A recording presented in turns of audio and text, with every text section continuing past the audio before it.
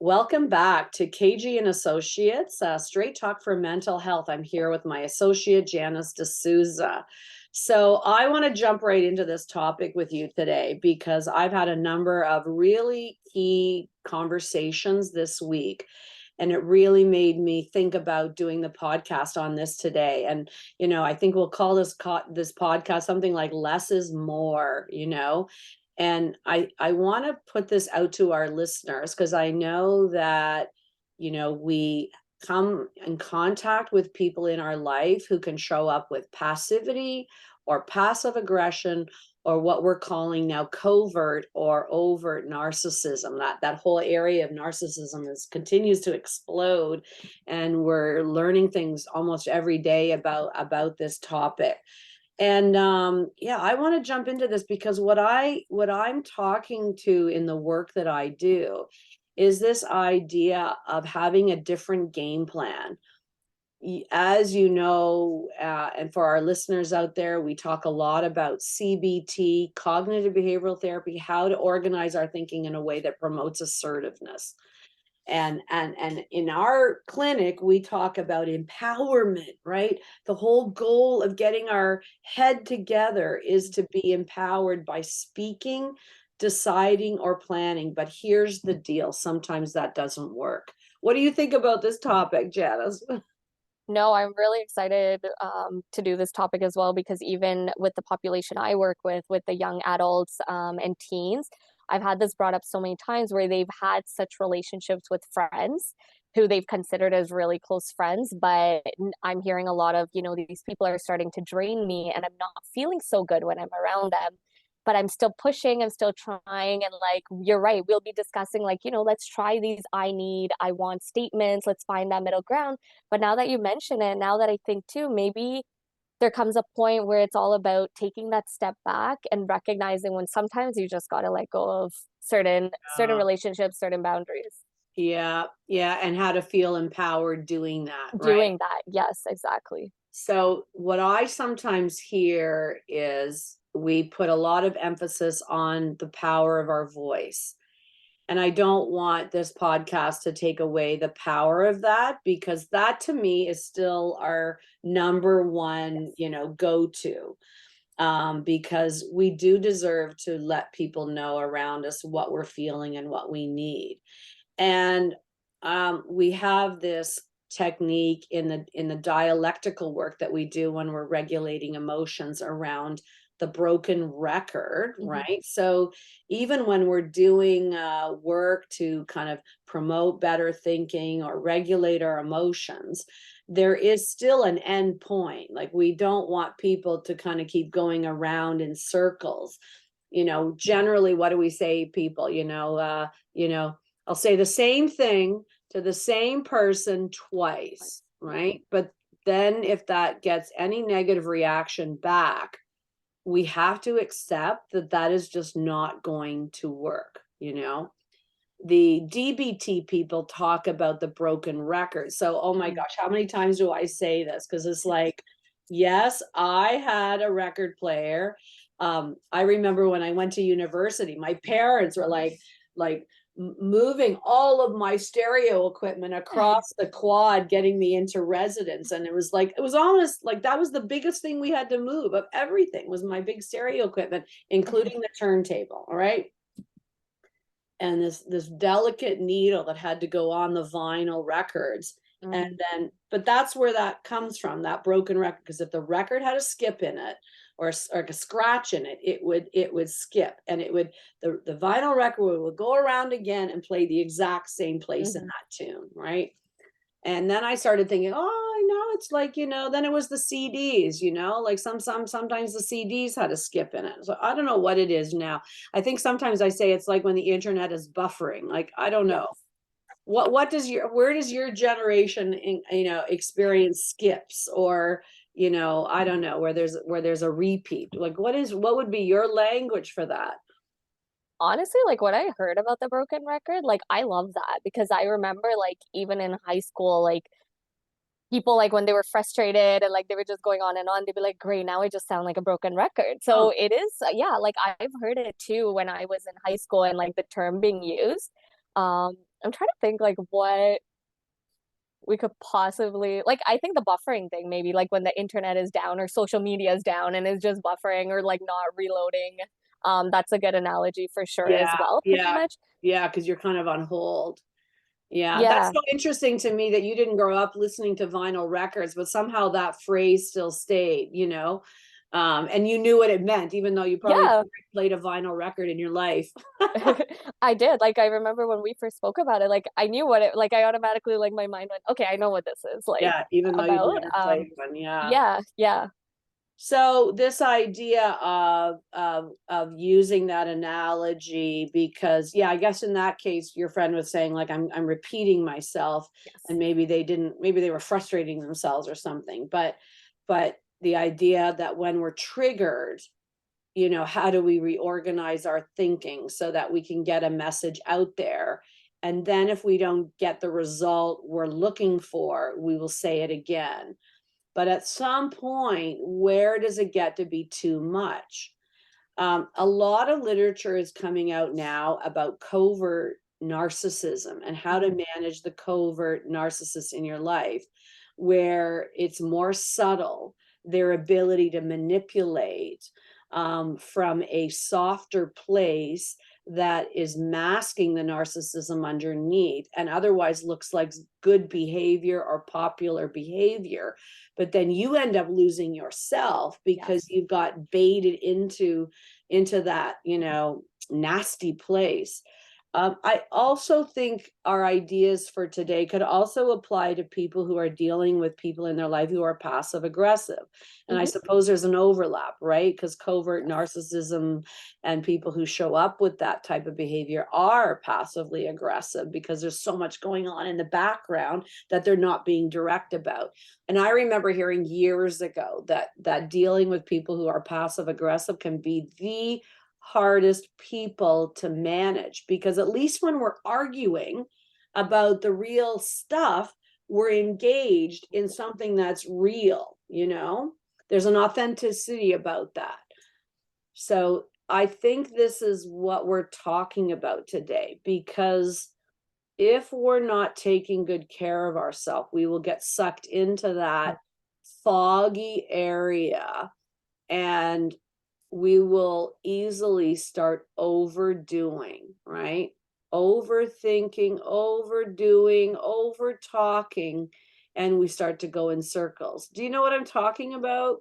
Absolutely. And I've heard it so much with the clients that I've worked with as well. And it's very tough with passive aggressive people because it's like walking on eggshells. You actually never know when they're upset by something you've done or how they're feeling by something you've done. So you're always left guessing. And that communication piece is where that gap lies. And it's like, say a situation happens and that person is behaving normal, but underlying, like they're saying certain things or behaving certain ways. And you just have that feeling like, okay, no, something is wrong, and you'll keep asking and asking, but it's almost like that passive aggressive behavior is just in there. So you're left wondering what is going on. And it almost internally, like you said, it drains you. It makes you feel worse because you're giving your all, trying to figure out what just happened, what's going on. And it ultimately ends up becoming about that other person. And you're left just really sinking. So, Yeah. you know, I Yeah. definitely, this is a big, big, big topic. And Yeah, I've, you know, there was that groundbreaking book that was written about walking on eggshells, right? And that was more with interacting with people who had borderline personality mhm, disorders, but it is this hypervigilance. So when I think we get sucked into redoing, where the record keeps skipping, but we keep mhm, trying, it's that hypervigilance of not knowing what's going to set the other person off, and having to do more than our share of kind of yes, noticing what the temperature is of the interaction, you know, to please the other person, to avoid setting them off. And we end up doing more than our share. It's kind of like that ratio the DBT method talks about in terms of I want, you want, yes, because all of a sudden the line starts sliding where I'm doing so much more on my side, yes. and what's happening with the other person, you know? Mhm. Sometimes what I say to people is it's not about keeping score or tallying, you know, how much is on your side and what you're doing versus what I'm doing, but there does have to be I think, some awareness of that balance, Yes. right? Because where do I start doing more than my share in this kind of like almost desperate attempt to find some control of the situation, but I'm spinning my wheels, right? I'm literally spinning my wheels. And then what happens to when we, to us when we're in that? So what I found myself talking about this week more than anything was how less is more, Hmm. and where the power comes in that decision to do nothing, right? And that freaks people out, I think. It freaked me out because if we're dealing with that loss of control, the idea of finding a worthy self to do nothing, right? And to be okay with that. Like to be okay with doing Yeah. nothing. What do you think? Yeah, and I was just gonna like, it's a good point because I've had, I think there's that internal struggle or battle as well between feeling guilty or feeling bad about letting go, especially if it's an important friendship or a relationship. Yeah. And when I do bring these conversations up about, the broken record, and sometimes you really do, I have a lot of people come back and say, but I feel so bad because they're supposed to be my best friend and my good friend. And I know that she's a good person. But, when it comes time to caring about me or talking about myself, I just don't see them showing up for me in that way, and now it's becoming draining, but I still don't feel good letting go. And I feel a lot of times the people who are doing the overdoing, the overthinking, or the overacting to meet, like, really please the other person, are the ones who are always feeling like it's very difficult to just let go or take that step back because of that inner feeling of guilt, or like, Yeah. why am I letting go of such an Right. important Right. piece? Right. You know what I start thinking about when I'm listening to? It's about guilt and grief, Yeah. right? Because I may feel guilty in letting go, and because how is this going to affect the other person? But it's Hmm. part of like resetting that balance where I stop doing so much, because people who are passive aggressive, people who are narcissistic want you to feel guilty. Yes. That's part of the trap, that they have somehow transferred their responsibility to you, so much so that you are trapped by the guilt of not doing, because that's part of kind of what they want you to feel. You've kind of taken the kryptonite of the guilt, to justify continuing to overdo. So Yes. yeah, let's shine a light on that guilt part. I think that could be very helpful for people to understand how that is part of the method, especially who's somebody who's narcissistic. They want you to feel guilty. That's part of what how they control you. And so finding your way out of that guilt, because of that idea of, you know, letting go and me not being responsible for you, and not because I'm a bad person, but because I can't take care of you, right? Like I can interact with you, I can care for you, but I'm not responsible for you, Yes. you know? Yes. And then on the flip side of that is the grief, because I think if you can muscle your way through the guilt and recognize how that's been part of their control, and then you're faced with that decision that maybe I can't fix this. Maybe I can't do it for both of us. Maybe I Mhm. do need to let go. And then that opens up the grief of like what I thought this relationship was going to be. Absolutely. It really is that two-step, like, from what I'm hearing from you. It's, yes, when you finally are able to recognize, like, this is healthy for me in the long run, and this is like the guilt is what I need to overcome in this moment, then it's about that grief, accepting that, yes, I've had to let go of this relationship, but what is it doing for me? And just Yeah. coming to terms with that as well. Yeah, because let's face it, narcissists are on the lookout for people who don't love themselves enough, so that they know they have a better chance of making you feel guilty or responsible for fixing, pleasing, taking care of me. So then you lose yourself. And obviously, there's a bigger invitation there about self love and what you need to be doing to Mhm. take care of yourself. But yeah, you got to get through that initial impact of the guilt, and then grieve in a way, right? What I sometimes say to people about grief is grief is normal, whatever that sadness or anger is, but what is problematic is when you're acting out the grief. Mhm. because acting out grief will get us to do all kinds of things, one of which would get us back into that codependent loop of overdoing, Yeah. if we're not taking charge of our grief. So I want to I want to just back up a bit and talk about, how do you know when you're overdoing? So I'm curious to hear what you see. What I start to see, and you know, even in the Zoom meetings we're doing, you can see people's fatigue, Hmm. frustration. They talk about it's keeping them up at night, it's waking them up in the middle of the night. They become almost obsessive about their part of the relationship and Yes. get consumed by it. And it's like all of this needs to be kind of like a light bulb going off that says, any of those pieces invite us to think about, how much am I doing, you know? And am I doing more than my share? What do you think you start to see when people are doing too much? I see it like very similar, that drained, like no energy, to whether that's like in your own personal life to carry out like the rest of your day, or whether that's in that particular relationship. There's just no motivation left in that relationship, or there's no happiness really. Like you don't look Yeah, forward to being in that relationship or seeing yeah, that person, whether it's a friendship, a romantic relationship, family, whoever that other person is. It's almost like, internally that even if you're there, you're not present because yeah, you're just looking for ways to, oh my God, when can I end this conversation? When can I leave?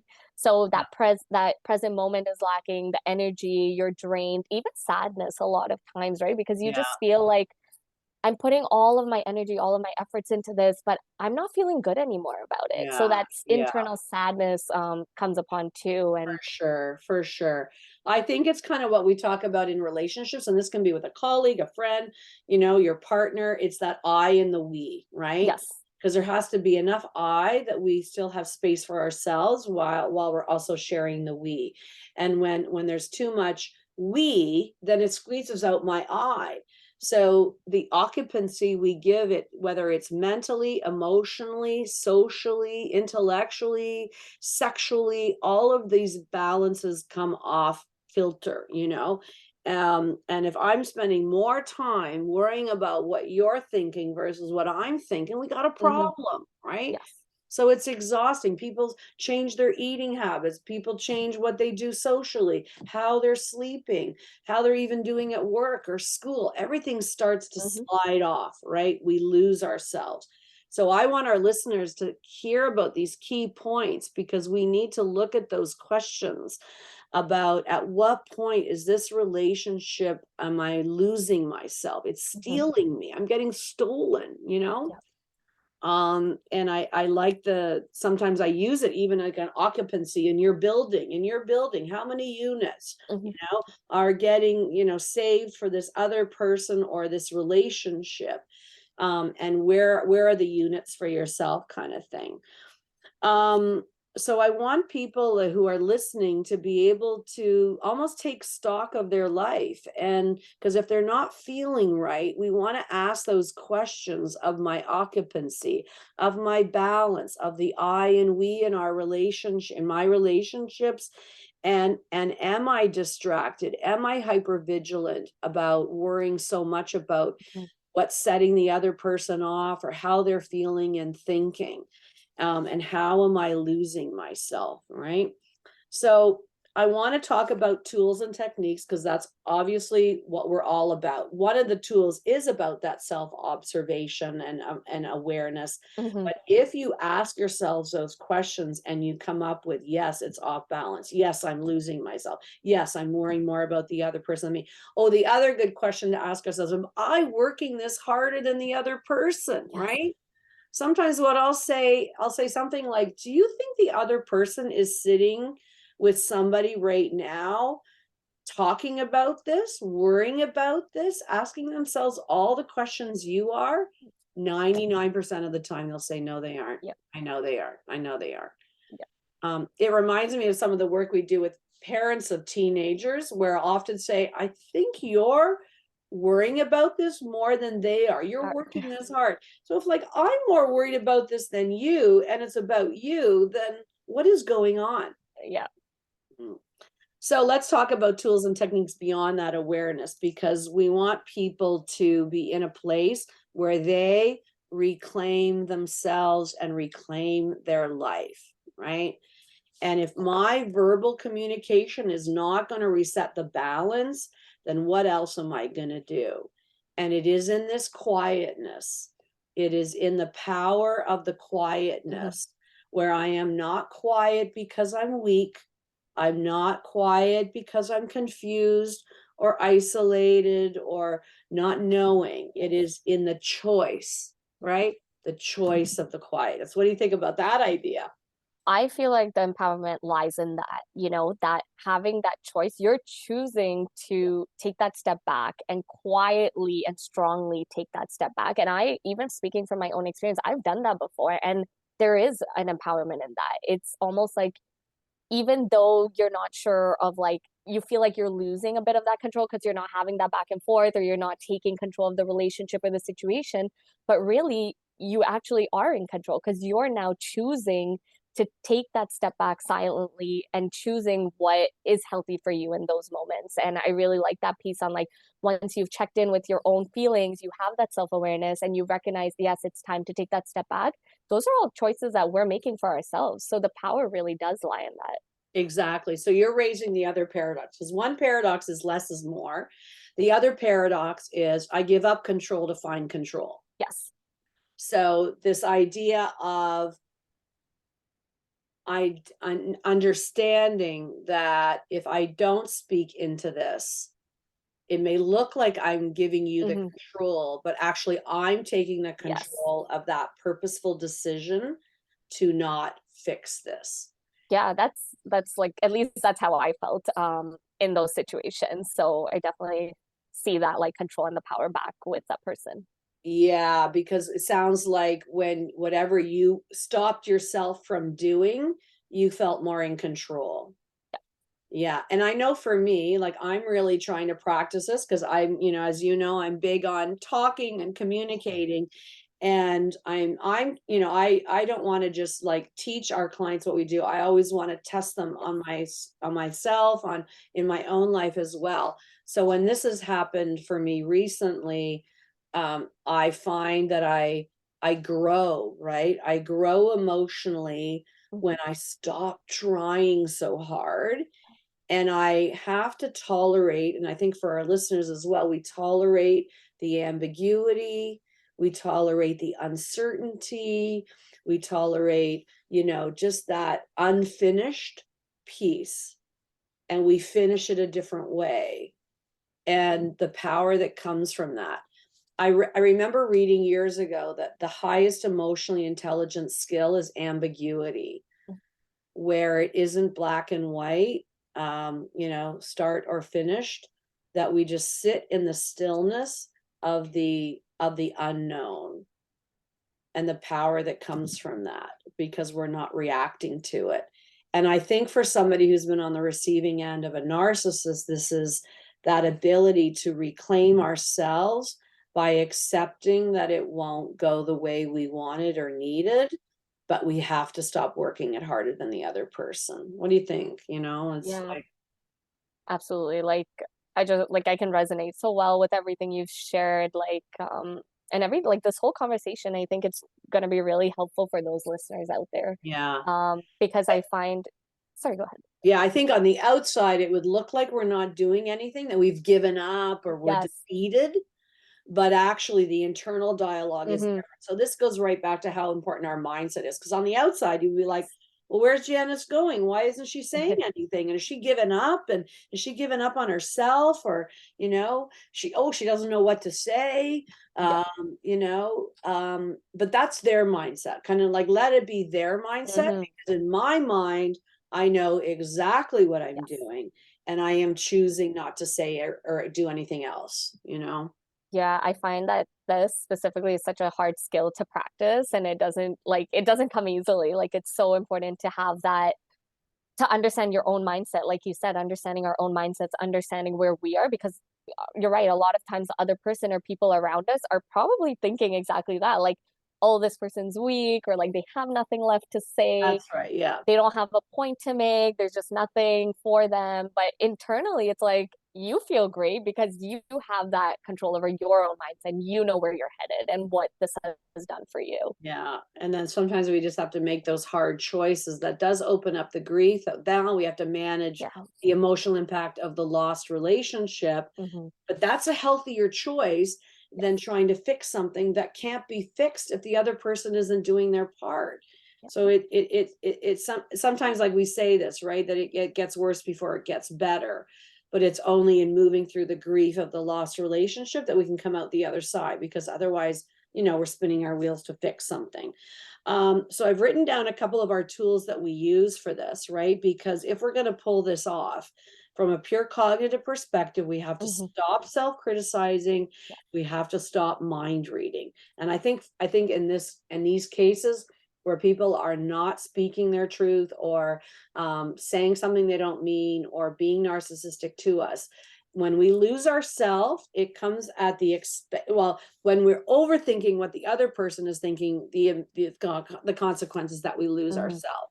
So if we work harder at worrying less about what the other person is thinking and feeling, we will find ourselves.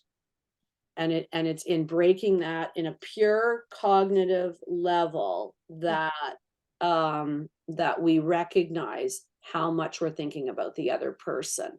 When it's a healthier relationship, we can use that cognitive tool about talking about the Hmm. untouchable to check out the mind reading. But with cases that we're talking about today, if that is not going to get us you know, a result that we want, then we Hmm. accept that no matter how much we try to talk about what we're thinking, if it's not going to get received in a healthy way, we have to find a way to stop the mind reading on our own, right? So we have to reduce the self-criticism and the mind reading. We have to reclaim ourselves. We have to work through the grief and Hmm. accept, why this has happened. I mean, we could do a whole podcast about grief, but it's about, I always say it's about the why, the what, and the how. Hmm. Why did this loss happen? So we have to convince ourselves why it's better to be without this Hmm. relationship. What am I thinking and feeling, and how am I integrating moving forward? That's when we're not acting out the grief, we're actually working it through, Hmm. right? Absolutely. Because ultimately, with a lot of these situations, it's in the quiet exit. Quiet exit. So, what do you think that looks like, to be quietly exiting? Once again, I think that just goes back to everything we've talked about. It's that power, that self-awareness. You're choosing to make that quiet exit, but there's strength in it. Yeah, It's not because usually, when there's conflict or situations like this, you always expect it to end with like a loud bang. Like there's ongoing arguments, people raising their voice, and that's the only way where relationships pretty much end. And it's like, okay, it's done now. But I think quietly exiting in itself has this underlying power where it's like my silence has said enough. I have put in enough, and now I'm quietly exiting, and I'm going to leave it at that. So I yeah. really, yeah. I like the word you use, strength, quiet strength, right? Strength in the quietness, quietness in the strength. We talk about gentle power in our work, right? So that kind of reminded me of that, because um, you'll never win an argument with a narcissist, right? And we can't even agree as to why this is ending. And you have all these maneuvers that you're going to use on me to, basically to prevent the ending. Hmm. So if that power doesn't come from ever winning the argument, or expecting that the other person's going to hear our points, Yes. then we recognize the quiet strength of quietly exiting, knowing that things weren't tied up in a nice kind of bow, Yeah. but that I can make sense of this for myself. And so the narcissist will probably feel like they won because you were quiet. So let them think that, Yes. right? Let them think whatever they're thinking, they won. But I'm kind of deking out the back door, not because I give up or not because I lost. Mhm. It's because I'm choosing that in a different way. And then we surround ourselves with people who do get us, right? Because whether we debrief the loss or we journal for ourselves or we get support with the grief, it can empower us more. Mhm. So it's about outwitting that idea of winning the argument or making the point. It'll just never happen. It'll never happen. With a narcissist, they'll think they'll do whatever they need to win the argument, even if it's covert by manipulation. Mhm. Passive people won't even give you, you know, the win of making your points and talking it through with you. Passive aggressive people, yeah, can sometimes be the hardest because they'll agree when they don't. Mhm. So it's all for nothing. Yeah. So what I want our listeners to understand, right, is that this is real, that there are people or situations in our life that although we promote the assertiveness, it cannot always be achieved through the assertiveness in the traditional sense. I want our listeners to understand what it can start to look like for themselves when things are off balance. And I want our listeners to understand the tools that they can use to change their self-talk, to regulate those deeper emotions, to reset the balance and reclaim themselves. And then, of course, I think the last step really in a lot of this is, how did I get here in the first place? Right? Why was I at risk for losing so much of myself in this relationship? Because chances are it's not just happened in that relationship, it may be happening in other parts of our life where we're prone to overthinking or overdoing.